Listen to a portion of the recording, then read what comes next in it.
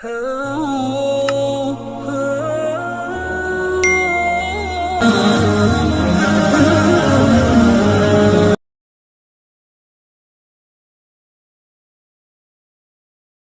ونصلي على رسوله الكريم اما بعد فاعوذ بالله من الشيطان الرجيم بسم الله الرحمن الرحيم بل قالوا اضغاث احلام بل افتراه بل هو شاعر فليأتنا بآية كما أرسل الأولون ما آمنت قبلهم من قرية أهلكناها أفهم يؤمنون وما أرسلنا قبلك إلا رجالا نوحي إليهم فاسألوا أهل الذكر إن كنتم لا تعلمون وما جعلناهم جسدا لا يأكلون الطعام وما كانوا خالدين۔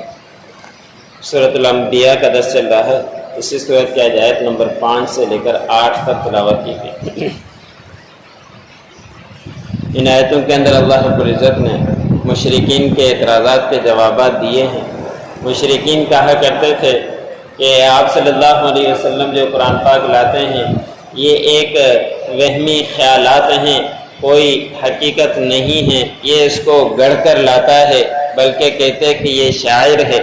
حالانکہ آپ صلی اللہ علیہ وسلم کے متعلق دوسرے مقام پر بھی اللہ رب العزت نے فرمایا کہ ہم نے آپ صلی اللہ علیہ وسلم کو شاعری نہیں سکھائی، اور یہ کہتے ہیں کہ گڑھ کر لایا ہے، اس کو کوئی سکھلاتا ہے۔ تو چیلنج بھی کیا گیا تھا، لیکن اس چیلنج کو بھی کوئی قبول نہیں کر سکا، کوئی اس کا مقابلہ نہیں کر سکا کہ اس قرآن پاک کو اگر یہ گڑھ کر لاتا ہے تو تمہارے لیے بھی آسان ہے، تم بھی اس طرح کا گھڑ کر لے کے آ جاؤ۔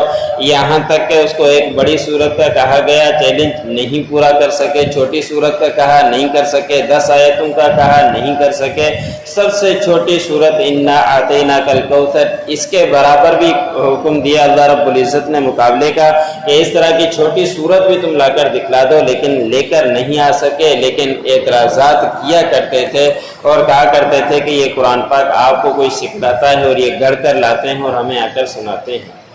پھر وہ شاعر کہتے تھے کہ یہ شاعر بھی ہے۔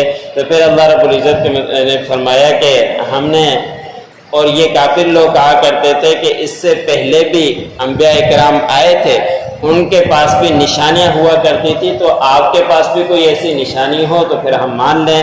جس طرح صالح علیہ السلام نے پہاڑ سے اونٹنی نکالی تو آپ کے پاس بھی اس طرح کا معاملہ ہو۔ حضرت موسیٰ علیہ السلام کے ہاتھ میں ہر وقت عصا ہوا کرتا تھا، جب بھی چھوڑتے تھے سانپ بن جاتا تھا، تو آپ بھی ہمارے پاس کوئی اس طرح کی نشانی لے کر آ جاؤ جیسے پہلوں کے پاس تھی تو ہم مان لیں گے۔ تو دوسرے مقام پر اس کے متعلق اللہ رب العزت نے کئی جوابات دیے ہیں کہ ہم نے آپ صلی اللہ علیہ وسلم کو کئی معجزے دیے اور انہوں نے دیکھے، لیکن دیکھنے کے باوجود بھی نہیں مانتے۔ چاند کے 2 ٹکڑے ہو جانا کوئی معمولی چیز تھا، انہوں نے دیکھا، ایک دوسرے کو کہنے لگے کہ آپ کو بھی نظر آ رہے، ہر کسی کو نظر آ رہے، لیکن ماننے کے لیے تیار نہیں۔ آپ صلی اللہ علیہ وسلم کے پاس پانی کم ہے، لیکن آپ صلی اللہ علیہ وسلم کے برکت سے پانی زیادہ ہو رہا۔ غزوہ کے اندر فرشتوں کی جماعت کا اترنا اور دیکھ بھی رہے ہیں، اس کے باوجود بھی نہیں مانتے۔ تو اللہ رب العزت نے فرمایا کہ ہم نے ہر طرح کی نشانیاں دی ہیں ان کو، لیکن یہ مانتے نہیں ہیں۔ پھر اللہ رب العزت نے فرمایا کہ جو پہلے بستیاں گزر چکی ہیں ان کے پاس خواہشی معجزے آئے ہیں، جو انہوں نے کہا ان کو وہ ملا، لیکن جب انہوں نے نہیں مانا تو وہ ہلاک ہو گئی ہے۔ تو پھر ایسے نہ ہو کہ ہم ان کے خواہشی معجزات دے دیں، پھر ہم ان کو اسی کے معجزے کی وجہ سے ہلاک نہ کر دیں، اس وجہ سے ہم ان کو معجزے بھی نہیں دیتے۔ اگر ان کے پاس خواہشی معجزہ آ جائے تو پھر یہ ہلاک ہونے کا ان کا قوی امکان ہے، ہلاک ہو جائیں گے۔ تو کیا اگر ان کے پاس معجزہ آ جائے تو اللہ رب العزت نے فرمایا کہ ایمان لے کر آ جائیں گے، لیکن یہ ایمان نہیں لائیں گے، بس ضد ہی کرتے رہیں گے۔ پھر اگلی آیت میں اللہ رب العزت نے فرمایا کہ ہم نے آپ سے پہلے جتنے بھی انبیاء اکرام بھیجے سارے کے سارے مرد تھے، اور مرد ہی کے اندر اللہ رب العزت نے وحی بھیجی، مردوں کو ہی اللہ رب العزت نے نبوت سے نوازا۔ اور اگر آپ اس بارے میں نہیں جانتے تو آپ کے اڑوس پڑوس میں جو علم والے ہیں، علم رکھتے ہیں، ان سے ہی سوال کیجئے کہ اللہ رب العزت نے کسی عورت کو بھی نبوت سے نہیں نوازا، سارے کے سارے مرد ہی اللہ رب العزت نے نبی بنا کر بھیجے ہیں۔ اگر تم نہیں جانتے تو آپ علم والوں سے پوچھ لو۔ پھر یہ مشرکین و کافر یہ کہا کرتے تھے کہ آپ ہماری طرح جسم رکھتے ہو، بازاروں کے اندر کھاتے ہو، اور آپ نہ ہمیشہ رہنے والے ہو تو آپ نبی کیسے ہو سکتے ہو، یہ بھی شوشے چھوڑا کرتے تھے۔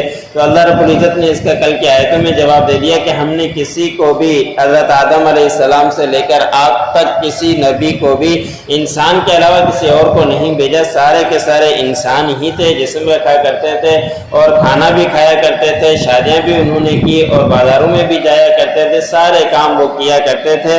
ایسے نہیں کہ کوئی اور مخلوق آئی ہو اور کسی قوم کے پاس انسانوں کے علاوہ تمام انبیاء اکرام کو اللہ رب العزت نے جسم سے بھی نوازا، انسان ہی تھے اور وہ دعوتیں دیا کرتے تھے۔ لیکن جو نہیں مانا، اگر کوئی مختلف آ جاتا، کوئی فرشتہ آ جاتا تو اس کی بات وہ کیسے مانتے؟